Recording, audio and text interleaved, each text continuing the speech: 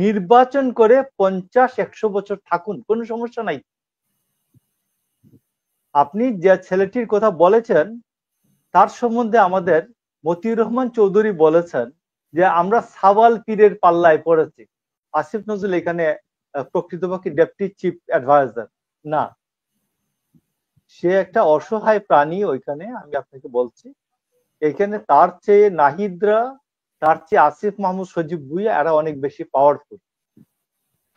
তো দেখুন, আমি আপনাকে, আপনি তো নাম না বললেন না, আসিফ নজরুলের কথা তো বলেছেন যে গতকাল একটা বইয়ের মোড়ক উন্মোচনীতে উনি একথা বলেছেন, এই তো, এটাই তো বিষয় নাকি? তো আমি আপনাকে বলি যে আসিফ নজরুল সাহেব সম্বন্ধে, আসিফ নজরুল আমাদের বিশ্ববিদ্যালয়ে আমাদের একিয়ার জুনিয়র।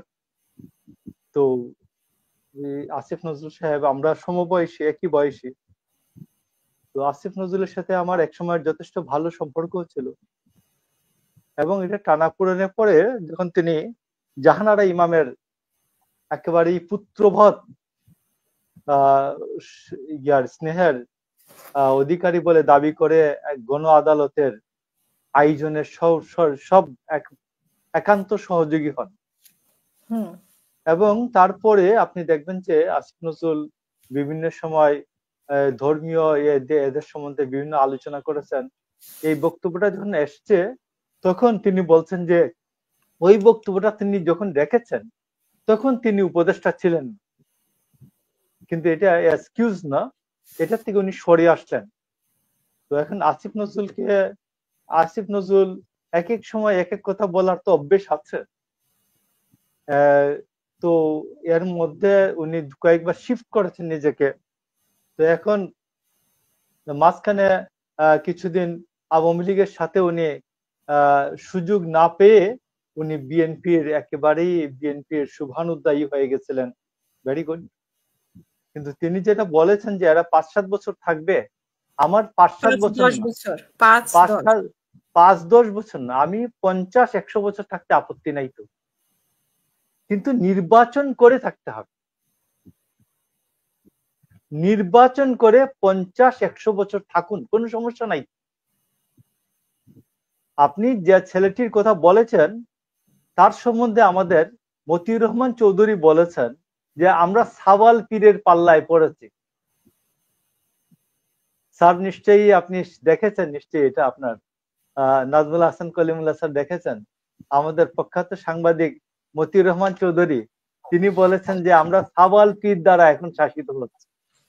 সাওয়াল পীর বুঝেন তো? আমি চন্দন নন্দীর জন্য বলছি, সাওয়াল পীর মানে শিশু পীর আর কি। বুঝেছি, আমিও বাঙাল।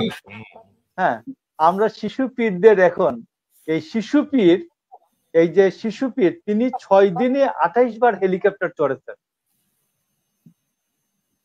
বাংলাদেশের 53 বছরের ইতিহাসে শেখ মুজিবুর রহমান থেকে আরম্ভ করে ডক্টর ইউনূস পর্যন্ত কোন রাষ্ট্রপ্রধানের ইতিহাসে নাই রাষ্ট্রপ্রধান যে এই 6 দিনে 28 বার হেলিকপ্টার চড়েছেন, নাই।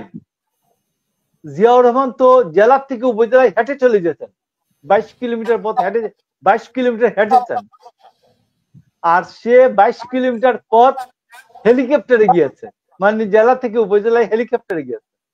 খালি যাবা নাকি রিকশা?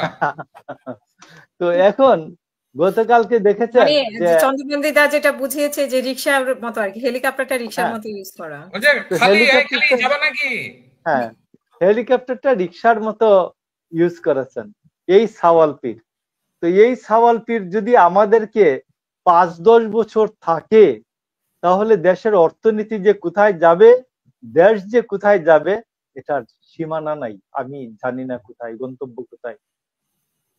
তো এখন এইটা আমাদের আসিফ নজরুল আমি মনে করতাম, আমি আপনাকে বলি, আসিফ নজরুল, আমার ধারণা ছিল আসিফ নজরুল এখানে প্রকৃতপক্ষে ডেপুটি চিফ অ্যাডভাইজার না, সে একটা অসহায় প্রাণী। ওইখানে আমি আপনাকে বলছি, এখানে তার চেয়ে নাহিদরা, তার চেয়ে আসিফ মাহমুদ সজীব ভুঁইয়া এরা অনেক বেশি পাওয়ারফুল। সে ওদেরকে তুয়াইয়া চলে, তুয়াইয়া মানে তুষামুদ করে চলে, কথা বলছেন। মানে এটাও একটা এটা তোষামোদের বাক্য যে তোমরা থাকো রে বাবা। বাহ। এটা তুষামুদি করে চলে, বুঝছেন, সমস্ত বিষয়। আমি দিন তারিখ উল্লেখ করলাম না, আসিফ নজরুলের সাথে এক জায়গায় দেখা হচ্ছে এবং তার সাথে ওইখানকার যে জন এক দুইজন সমন্বয়কারী আসলো, তাদেরকে যেভাবে সে তুষামুদ করে কথা বলছে, আমাদের আমরা আমরা আমাদের টিচাররা কোনদিন এইভাবে আমাদেরকে তুষামুদ করতে দেখি নাই। তো আমার কাছে মনে হয়েছে সে এখানে একটা অসহায় প্রাণী এবং তিনি এদের সাথে মিলমিশ করে ইয়েতে থাকতে চান, আরো কিছুদিন ক্ষমতায় থাকতে চান আসিফ নজরুল। এটা হলো আমার আইডিয়া। তো এখন আমার মনে হয় যে মানে আমরা ব্যাপারটা এরকম, অন্যত্র ছাত্ররা থাকলে উনিও থাকতে পারবেন বা উনি ছাত্র থাকবেন, উনি থাকবেন, উনি থাকবেন বাবা চাচা বলে ওদের সাথে, বাবা চাচা বলে ওদের সাথে একটু চেটে পুটে খাবেন। ওরা মূলটা খাবে, ওটার মধ্যে দুই একটা ড্রপ যেটা পড়ে ওটা আসিফ নজরুল পাবেন।